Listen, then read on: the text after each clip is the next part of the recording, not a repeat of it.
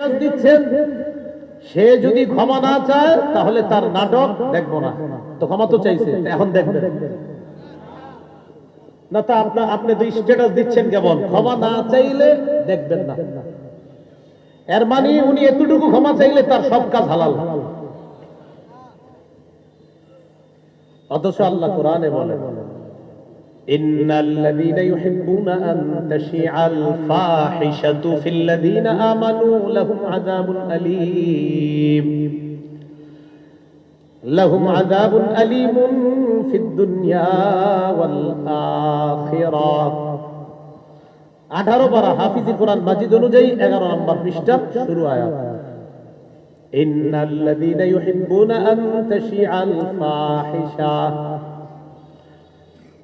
যারা তাদেরকে ভালোবাসে, যারা এটা ভালোবাসে, আন তাশিআল ফাহিশা, যারা পছন্দ করে যে মুমিনদের মাঝে অশ্লীলতা ছড়িয়ে পড়ুক। কি বলে দেখেন, যারা পছন্দ করে, যারা এটা চায়, আন তাশিআল ফাহিশা, মুমিনদের মাঝে অশ্লীলতা ছড়িয়ে পড়ুক, এটা যারা চায়, লাহুম আযাবুন আলীমুন, তাদের জন্য যন্ত্রণাদায়ক শাস্তি। এখন আমি আপনার কাছে জানতে চাই, আপনাদের সকলের কাছে জানতে চাই, নাটক, সিনেমা এগুলার মাধ্যমে অশ্লীলতা ছড়িয়ে দেওয়া হচ্ছে কিনা? তো আপনি স্ট্যাটাস দিলেন, এই ব্যাপারে ক্ষমা না চাইলে তার নাটক দেখব না। এর মানে তিনি ক্ষমা চাইলে তার অন্যান্য যে অশ্লীল কর্মগুলো আছে সেগুলাকে আপনি সমর্থন দিচ্ছেন। অথচ আল্লাহ বলছেন, যারা এটা পছন্দ করে যে মুমিনদের মাঝে অশ্লীলতা ছড়িয়ে পড়ুক, তাদের জন্য দুনিয়া আখিরাতে কঠিন শাস্তি। বয়কট করার আগেও যেমন সেগুলা হারাম, বয়কটের পরে ওই নাটক সিনেমার অশ্লীলতা হারাম, এগুলাকে যারা সমর্থন করবে তারাও হারামকে সমর্থনকারী হিসাবে গণ্য করবে। আপনি বয়কট তো বুঝে শুনে লিখতে হবে। মানে আপনি আমারে বললেন, হুজুর আপনি খালি এই আকামটা ছাড়েন, বাকি সব আকামগুলো মাইনে নিছি আমরা। মানে একজনে অপরাধ করতেছে 50টা, তা আপনি বললেন একটা ছেড়ে দেন, 49টা অপরাধ মাইনে নিতেছে।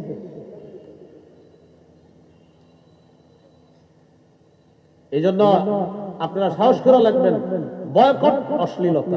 কি লিখবেন?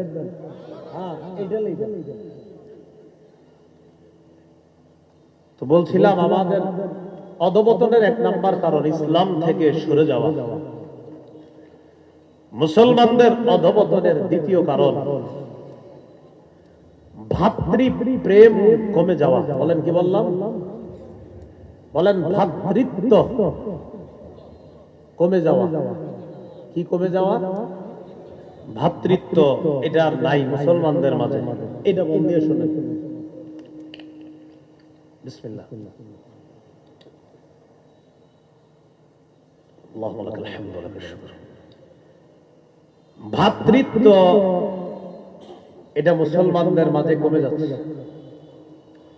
সূরা হুজুরাতের 10 নম্বর আয়াতে আল্লাহ বলেন, ইন্নামাল মুমিনুনা ইখওয়াতুন ফাসলিহু বাইনা আখাওয়াইকুম ওয়াত্তাকুল্লাহা লাআল্লাকুম তুরহামুন। মুমিনরা পরস্পর ভাই ভাই, ফাসলিহু বাইনা আখাওয়াইকুম, তোমরা ভাইদের মাঝে আপোষে মীমাংসা করে দাও। ওয়াত্তাকুল্লাহ, তোমরা আল্লাহকে ভয় করো। লাআল্লাকুম তুরহামুন, যাতে তোমাদের প্রতি দয়া করা হয়, মায়া করা হয়। ইন্নামাল মুমিনুনা ইখওয়া, মুমিনরা পরস্পর ভাই ভাই। সবাই বলেন, মুমিনরা পরস্পর ভাই ভাই। এখন বলেন তো, আপন ভাই ভাই ভাই ভাই একসাথে আছি আমরা মিলেমিশে, তো আমরা মিলেমিশে থাকলে তো আমাদের মাঝে ঝগড়া হওয়ার কথা। আমরা তো মিলেমিশে আছি। আল্লাহ আমাদের সকলকে বলছে ভাই ভাই, তো আমরা তো মিলেমিশে আছি, তো আমাদের সমস্যা হওয়ার তো কথা না। এর মানে আমরা মিলেমিশে নাই, আমরা মিলেমিশে নাই। আল্লাহ বলছেন, ইন্নামাল মুমিনুনা ইখওয়া, মুমিনরা ভাই ভাই, কিন্তু আমরা ভাই ভাই নাই। ফাসলিহু বাইনা আখাওয়াইকুম, আল্লাহ বলেন ভাই ভাইয়ের মধ্যে আপোষে তোমরা মীমাংসা করে দাও। ওয়াত্তাকুল্লাহা লাআল্লাকুম তুরহামুন, আল্লাহকে ভয় করো যাতে তোমাদের প্রতি দয়া করা হয়। ভাই এটা এক আজীব শব্দ। ভাই বললে হাজারো ঝগড়া বিবাদ খতম হয়ে যায়। আপনার উপরে কেউ একজন রাগ করছে, ভাই রাগ করে না, ভাই বলার সাথে সাথে ওর 100 মিটারের রাগ এটা কইমা পুরো একদম 10-এ এসে যায়। ভাই বলাটা এমন এক সৌন্দর্যতা। ভাই এটা আজীব শব্দ।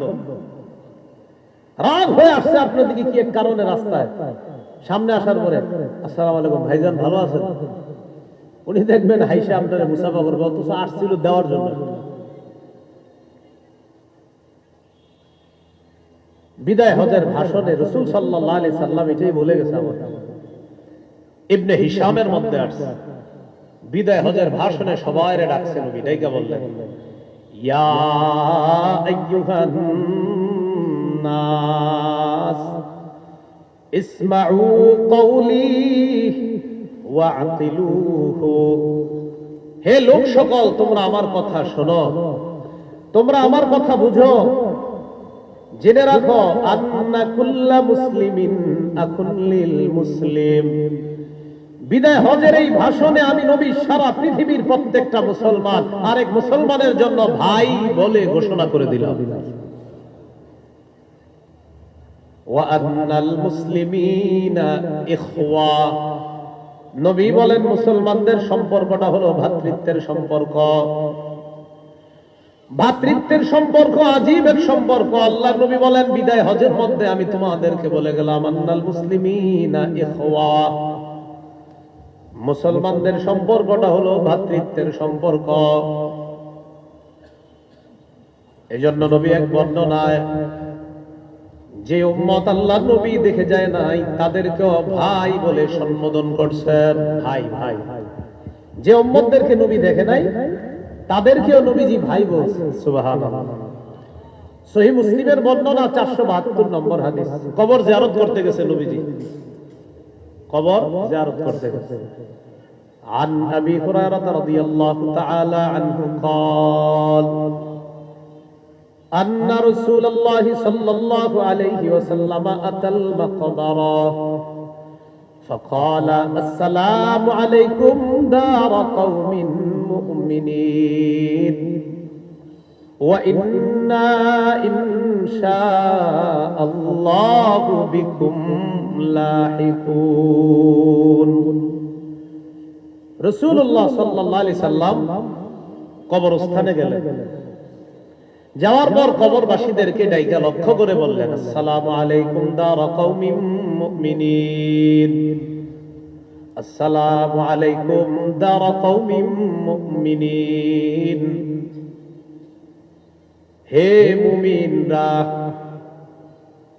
হে ওই সমস্ত মুমিনরা যেই জায়গায় তোমরা আছো তোমাদের প্রতি সালাম, আসসালামু আলাইকুম তোমাদের প্রতি সালাম, ও কবরবাসী ইমানদারগণ তোমাদের প্রতি সালাম। ওয়া ইন্না ইনশাআল্লাহু বিকুম লাহিকুন, আল্লাহ চাইলে অচিরেই তোমাদের সাথে আমরাও মিলিত হব। ঠিক না? কবরস্থানে গিয়ে এইভাবে বলবেন, আসসালামু আলাইকুম দার কওমিন মুমিনিন ওয়া ইন্না ইনশাআল্লাহু বিকুম লাহিকুন। বাংলা হলো, হে কবরবাসী মুমিনগণ তোমাদের প্রতি সালাম, অচিরেই আমরাও তোমাদের সাথে সাক্ষাৎ করব। ওয়াদিতু আন্না ক্বাদ রাআইনা ইখওয়ানানা, হঠাৎ আল্লাহ নবী বলেন আমার আশা আমি যদি আমার ভাইদেরকে দেখতে পাইতাম। একটু বুঝেন এই জায়গাটা। নবী বলেন আমার আশা, আমার মন চায়, ও সাহাবীরা আমি যদি আমার ভাইদেরকে দেখতে পাইতাম, আমার মন চায় আমি যদি আমার ভাইদেরকে দেখতে পাইতাম। কাদেরকে? ভাই। তাহলে নবী মুখ দিয়ে কি বলছে বলেন তো? এটা কয়েকবার বলেন সবাই, কি বলছে? কি বলছে? তো সাহাবীরা নবীজিরে বললেন, আওয়ালাসনা ইখওয়ানাকা ইয়া রাসূলুল্লাহ, হুজুর আমরা কি আপনার ভাই না? সুবহানাল্লাহ, হুজুর আমরা কি আপনার ভাই না? নবী বললেন আনতুম আসহাবী, তোমরা হলে আমার সাহাবী। সুবহানাল্লাহ। তাহলে ভাই কারা?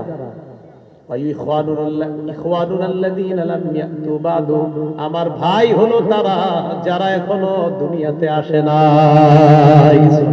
আমরা নবীজি বললেন আমার ভাই তারা যারা এখনো দুনিয়াতে আসে না। তো সাহাবীগণ বললেন হুজুর এদেরকে আপনি চিনবেন কিভাবে, এরা যে আপনার ভাই? রাসূলুল্লাহ সাল্লাল্লাহু আলাইহি সাল্লামকে সাহাবীগণ জিজ্ঞাসা করলেন কাইফা তা'রিফু মিন উম্মাতিকা, হুজুর আপনার উম্মতের মধ্যে ওই সমস্ত মানুষগুলা কাইফা তা'রিফু মান লাম ইয়াতি বা'দু মিন উম্মাতিক, আপনার উম্মতের যে এখনো আসেই নাই, যারা দেখেন নাই, কিভাবে চিনবেন এটা আপনার ভাই? নবীজি বললেন শোনো, আরাআইতা লাউ আন্না রাজুলান লাহু খাইলুন গুররুম মুহাজ্জালাতুন বাইনা খাইলিন দুহমিন বুহমিন আলা ইয়ারিফু খাইলা। একটু বুঝেন কি করে। নবীজি বলেন কোন ব্যক্তির সাদা কপাল বিশিষ্ট, সাদা হাত পা বিশিষ্ট, কোন ব্যক্তির সাদা কপাল বিশিষ্ট, সাদা হাত পা বিশিষ্ট একটা ঘোড়া যদি কালো ঘোড়ার মধ্যে থাকে, আলা ইয়ারিফু খাইলা, সে কি তার ঘোড়াটাকে চিনবে না? নবী বললেন কোন ব্যক্তির সাদা কপাল বিশিষ্ট আর সাদা হাত পা বিশিষ্ট ঘোড়া, এটা যদি কালো ঘোড়ার মধ্যে থাকে, সে কি তার ঘোড়াটাকে চিনবে না? তো সাহাবীরা বললেন হুজুর এটা তো সহজ, কালো ঘোড়ার মধ্যে সাদা, এটা এই প্রাণী চিনা তো এটা সহজ। নবীজি বললেন ফাইন্নাহুম ইয়াতুনা ইয়াওমাল কিয়ামাতি গুররাম মুহাজ্জালিনা মিনাল উযু, আমার ভাইদেরকে যদি আমি দেখি না ওযু করার কারণে তাদের ওযুর অঙ্গগুলো এমন ভাবে চকচক করতে থাকবে, কিয়ামতের ময়দানে দেখে চিনতে পারবো এগুলাই হলো আমার ভাই।